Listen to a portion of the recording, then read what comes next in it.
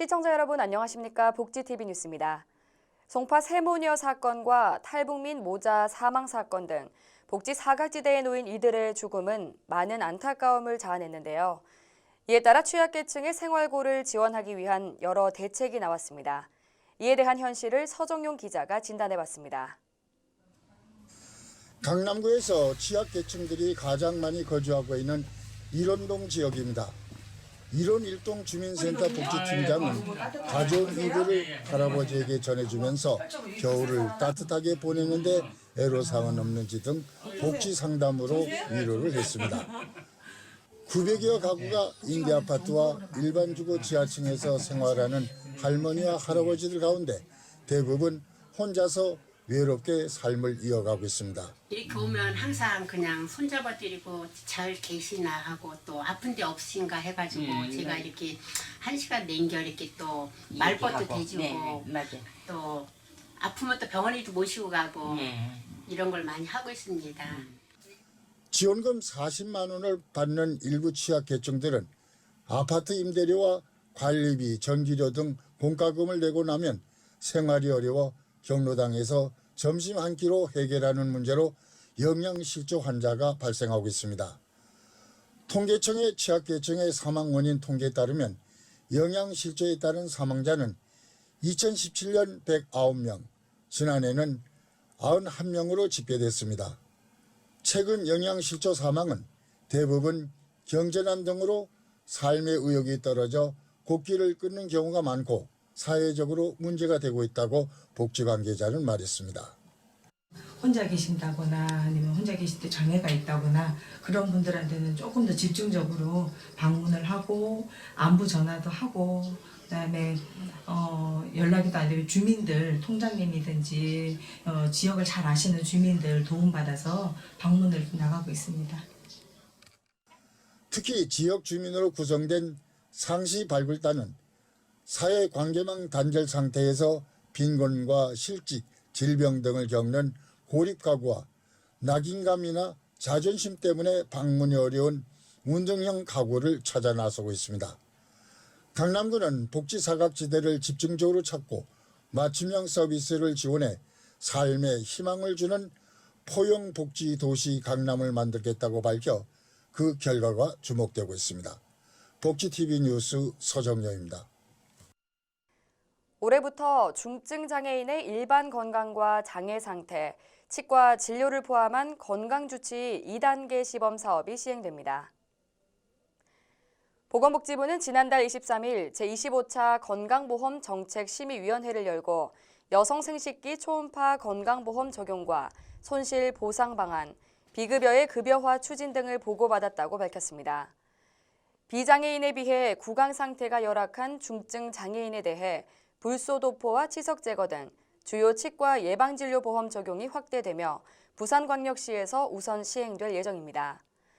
보건복지부가 건정심에서 심의받은 국민건강보험 종합계획 2020년 시행계획은 보건복지부 누리집에 게시됩니다. 신당동과 중림동에 주민들의 따뜻한 사랑방이 만들어졌습니다. 지난달 26일 서울 중구 신당동 개미골목과 중림동 호박마을에 주민들의 따뜻한 사랑방이 되어줄 주민쉼터 2곳이 문을 열었습니다. 중구는 작년 7월부터 동별 거주 취약지역 전수조사를 진행하고 10월부터 2곳을 우선 선정해 샤워실과 화장실을 갖춘 쉼터로 리모델링했다고 밝혔습니다. 이에 따라 폭염과 한파시 골칫거리였던 위생 문제를 해결하고 주민들이 마을 공동체의 일원으로 소외되지 않고 함께 어울려 생활할 수 있는 기반이 마련됐습니다. 복지TV와 아시아 사랑나눔이 업무 협약을 체결했습니다. 복지TV와 사단법인 아시아 사랑나눔이 지난달 30일 서울 영등포구에 위치한 복지TV 사옥에서 아시아의 어린이와 청소년 복지 향상을 위해 업무 협약을 체결했습니다. 이를 통해 두 기관은 앞으로 청소년 복지 향상을 위해 함께 노력해 나갈 예정입니다. 노인 공경과 효 실천 정신을 널리 알리기 위한 행사가 개최됐습니다. 노인 공경과 효 실천 정신을 널리 알리기 위한 행사가 마포구 문화원에서 열려 한 해를 뜻깊게 마무리했습니다. 충효의 실천운동본부 서울시 연합회가 주최하고 배호, 아리수 문화예술보존회와 복지TV가 협찬한 실버 노래자랑은 소외층 노인들과 가수들이 함께 모여 노인들에게 환한 웃음을 선물했습니다. 한편 곰돌이 복지재단에서는 노안으로 눈이 흐려져 신문과 TV를 제대로 보지 못하는 노인들에게 돋보기 안경을 무료로 제공했습니다. 인천 미추홀 도서관에서 전국 최초로 차에서 책을 받아볼 수 있는 북 드라이브 시스템을 선보였습니다. 인천 미추홀 도서관에서 전국 최초로 자동차에서 책을 받아볼 수 있는 북 드라이브 시스템을 선보였습니다. 유명 커피 전문점이나 햄버거 매장에서 운영 중인 드라이브 스루 방식을 도서관과 접목시킨 겁니다. 특히 24시간 무인 시스템으로 운영되며 이용자들은 도서관 휴관일과 상관없이 원하는 시간에 언제든 대출 반납이 가능합니다. 북 드라이브에서 빌릴 수 있는 책은 인기 도서와 신간 총 400여 권으로 미추홀 도서관을 비롯해 소속 도서관 6곳에서 빌린 책 역시 이곳에서 반납할 수 있습니다. 시민들의 도서관 접근성을 높여 이용자 중심의 서비스를 제공한다는 취지입니다. 차를 타고 지나가시면서 바로 원하시는 도서를 대출하고 그다음에 반납하고 그럴 수 있도록 하는 어떤 새로운 어떤 개념의 어떤 시스템을 저희가 이제 만든 겁니다. 네. 인천시 미추홀 도서관은 1월 2일부터 정식 운영을 시작한다고 밝혔습니다. 전남 여수시에 4차 산업혁명 기술로 건립된 이순신 도서관이 문을 열었습니다. 보도에 이영춘 기자입니다. 여수시 웅천지구에 4차 산업혁명 기술이 집약된 최신식 도서관인 이순신 도서관이 지난 27일 개관식을 갖고 문을 열었습니다. 전남 동부권 최대 규모인 이 도서관은 총 사업비 198억여 원을 들여 연면적 2,600여 평방미터의 지하 1층, 지상 4층 규모로 지난 2018년에 건립 공사에 나서 2년여 만에 완공했습니다. 1층은 도서관과 난중일기가 전시돼 박물관의 기능을 합친 이순신 라키비움이 마련돼 있고 이곳에는 화면을 보며 거북선을 조정할 수 있어 눈길을 사로잡습니다. 2층은 3D 프린터를 경험할 수 있는 상상 창작소 등이 3층과 4층은 평생학습실 등으로 채워져 있어 이순신 도서관이 4차 혁명기술이 집약된 도서관임을 실감할 수 있습니다. 특히 이순신 도서관은 차 안에서 도서를 반납할 수 있는 북 드라이브 스루와 보관도서의 위치 등을 점검하는 장서점검 로봇까지 도입한 첨단 시설로 전남 동부 지역의 새로운 도서 문화 공간으로 떠오르게 됐습니다. 복지TV 뉴스 이영춘입니다. 여수시와 GS건설이 245억 원 규모의 업무 협약을 체결했습니다. 여수시 도성마을 인근 바다에 74메가와트 규모의 수상 태양광 발전 시설 설치를 계획하고 있는 GS건설이 여수시와 도성마을과 245억 원 규모의 업무 협약을 체결했습니다. 지난 24일 오전 여수시청 시장실에서는 권오봉 여수시장과 임기문 GS건설 전력사업본부 대표, 하태훈 도성마을 재생 추진위원장이 도성마을 도시재생 지원 사업을 위한 업무 협약서에 서명했습니다. 협약에 따라 GS건설은 2020년부터 2022년까지 175억 원을 들여 도성마을에 세탁공장과 스마트팜 등을 짓고 70억 원 상당의 현물과 서비스 등을 후원하게 됩니다. 전남 순천시가 지속가능한 미래도시 순천을 만들기 위한 선포식을 가졌습니다. 순천시와 순천시 지속가능 발전협의회는 지난달 24일 순천시청 대회의실에서 순천시 지속가능 발전 목표 2030 지표 선포식을 열고 지속가능한 지역발전 기반 마련에 나섰습니다. 이번 행사는 환경과 경제, 사회 분야에서 실질적으로 순천 시민들의 삶의 향상이나 개선을 체감할 수 있는 중요한 지표들을 시민들과 공유하고 지속가능한 미래도시 순천을 만들기 위한 토대를 다지기 위해 마련됐습니다. 이날 선포식에서는 도시환경과 교육복지, 자치, 경제산업, 문화관광, 농업 등 7개 분과에서 설정한 순천시 지속가능 발전 목표를 순천시장에게 전달하는 퍼포먼스가 진행됐습니다. 전남 순천시가 관광객 1,000만 명 시대를 맞아 기념 행사를 갖고 축하하는 자리를 가졌습니다. 이영춘 기자가 보도합니다.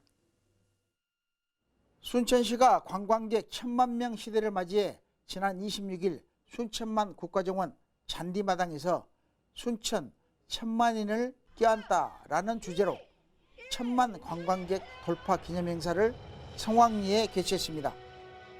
순천시는 지난 25일 크리스마스 날 밤 9시를 기해 순천을 찾아온 관광객 수가 1,002만여 명으로 공식 집계돼 관광객 1,000만 명 시대를 열어 기념 행사를 마련했습니다. 이 행사는 1,000명의 순천 시민과 함께하는 1,000만 댄스 퍼포먼스와 축하 불꽃 세레머니, 감사 떡 케이크 나눔과 축하 공연 등 다채로운 프로그램으로 1,000만 명 관광 시대를 자축했습니다.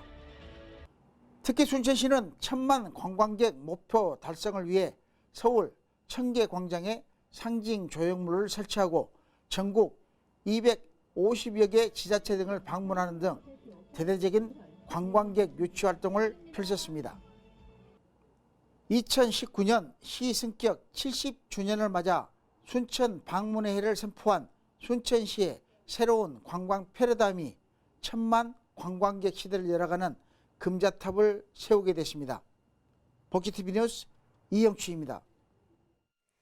순천시 인재 육성 장학회가 훌륭한 인재를 지원하기 위해 장학금을 전달했습니다. 재단법인 순천시 인재 육성 장학회가 지난달 23일 순천시 문화건강센터에서 초중고 대학생 165명에게 장학증서를 수여하고 장학금을 전달했습니다. 순천시 인재 육성 장학회는 학업 성적과 소득 수준 등을 고려해 수혜자를 선발하고 성적 우수 특기자와 다자녀 학력 신장, 사회봉사 희망드림 부문으로 나눠 2019년도 순천시 인재 육성 장학금 총 1억 8천만 원을 지급했습니다. 지난 2001년 설립된 재단법인 순천시 인재 육성 장학회는 2,026명에게 16억 3천만 원의 장학금을 지급했습니다. 지역의 문화 소식 전해드립니다. 전남 여수에서 타 지역에서 거주하다 여수시에 정착한 전입 작가들의 초대전이 열렸습니다. 이소영 기자가 소식 전합니다. 여수 엑스포 갤러리에서는 타 지역에서 거주하다 여수시에 정착해 국내외에서 왕성한 작품 활동을 하고 있는 김기희, 최병수 작가의 작품 70여 점이 관람객의 시선을 끌고 있습니다. 이번 전시회에서는 자연 환경을 테마로 버려진 폐자원을 재활용한 업사이클링 작품으로 일상생활에 활용하면 다시 쓸 수 있다는 점에서 작가들의 작품성을 엿볼 수 있습니다. 김기희 작가는 물속 세상의 아름다움이라는 주제로 폐목과 방충망 등을 이용해 만든 작품 속 수중생물들의 모습에서 그동안 무심했던 환경 문제를 다시 한번 생각하게 합니다. 저는 작가로서 프로젝트를 가지고 작업을 하는 것을 되게 즐겨 하는데요. 이번 프로젝트는 대한동물원 프로젝트로서 지금은 해양생물편, 수중생물편을 하고 있습니다. 몇 년간은 이 작업을 해서 좀 더 큰 아름다운 수족관, 그런 대한동물을 만들고 싶고요. 그 다음에 좀 더 확장돼서 나아가서는 그 밖에 더 우리가 기억해야 될 그리고 사라진 동물들을 위해서 조류 혹은 또 파충류 계속 그 생물 우리 자연의 어떤 그런 제 대상을 점점 넓히고 훨씬 더 확장시켜 나가고 좀 더 깊이 들어가고 싶은 마음이 있습니다. 최병수 작가는 지금 우리는 이라는 주제로 재활용 요소를 가미해 환경오염의 심각성을 알리고 환경을 소중히 생각하고 변화에 대응해가는 우리들의 삶의 이야기를 화폭에 고스란히 담았습니다. 2020년 1월 31일까지 열리는 이번 전시회를 통해 환경에 대한 인식을 새롭게 하고 저탄소 생활 실천을 다짐하는 계기가 될 것으로 기대해 봅니다. 복지TV 뉴스 이소영입니다. 이어서 간추린 뉴스 전해드립니다. 보건복지부가 장애아동수당 지급 대상 요건 등을 규정하는 장애인 복지법 시행령 일부 개정령안이 국무회의에서 의결됐다고 밝혔습니다. 학교에 다니는 18세 이상 20세 이하 중증 장애인은 그간 특례 조항을 두어 장애인 연금 대신 수급액이 더 많은 장애 아동 수당을 지급받아왔지만 장애인 연금이 지속적으로 인상돼 해당 규정을 유지할 필요가 없게 됐습니다. 보건복지부는 장애인 연금법, 장애인 복지법 시행령이 개정됨에 따라 재학 중인 18세 이상 20세 이하 중증 장애인의 장애인 연금 수급이 가능해져 최대 18만 원의 인상 효과가 나타날 것으로 기대된다고 전했습니다. 전라남도가 로컬푸드 판로 확대와 중소농의 농가 소득 증대를 위해 지난달 27일 수도권에 처음으로 전라남도 로컬푸드 직매장을 개장했습니다. 전라남도는 롯데슈퍼 서울 목동점, 경기 철산점, 인천 연수점에서 전라남도 로컬푸드 직매장 개장식을 갖고 신선 농산물과 가공식품 150여 품목을 연중 판매에 나섰습니다. 수도권에 판매하는 로컬푸드는 24시간 내 생산, 배송, 판매까지 이뤄지며 로컬푸드 직매장 참여 농가는 나주와 강진, 화순, 영암 등 전남 천여 중소농가입니다. 이 밖에 자세한 소식은 웰페어 뉴스 홈페이지와 장애인 신문에서 확인하실 수 있습니다. 2020년 경자년 새해가 밝았습니다. 하얀 쥐의 해인데요. 쥐는 성실과 근면, 지혜와 총명을 상징합니다. 2020년 다시 한번 365일이라는 선물 같은 시간이 주어졌는데요. 시청자 여러분의 소중한 하루하루가 지혜와 총명함이 가득한 날들이 되기를 소망합니다. 새해 복 많이 받으십시오. 이상 복지TV 뉴스를 마칩니다. 시청해주신 여러분 고맙습니다. 우리 주변에서 일어나는 불공정한 사례부터 억울한 사연, 따뜻한 미담까지 장애인 신문과 웰페어 뉴스 홈페이지를 통해 보다 다양한 소식을 접할 수 있습니다. 시청자 여러분의 제보를 기다립니다. 웰페어 뉴스 홈페이지 또는 전자우편, 전화번호 02-2655-9519로 많은 제보 바랍니다.